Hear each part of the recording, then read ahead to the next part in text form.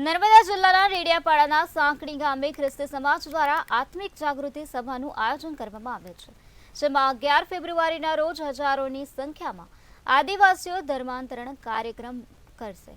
ત્યારે આ કાર્યક્રમને લઈને અત્યારથી જ વિવાદ સર્જાતો જોવા મળી રહ્યો છે। વિશ્વ હિન્દુ પરિષદના કાર્યકરો અને નેતાઓ અને આગેવાનો દ્વારા નર્મદા જિલ્લા કલેક્ટરને આવેદનપત્ર આપવામાં આવ્યું છે। આ કાર્યક્રમને રદ કરવામાં આવે તેવી માંગ કરવામાં આવે છે।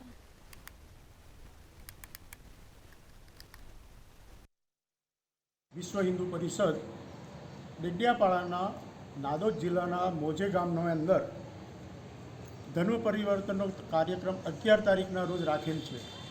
એના અનુસંધાનમાં અમે એનો વિરોધ દર્શાવીએ છીએ અને અમે કલેક્ટરશ્રીને આવેદન આપીએ છીએ।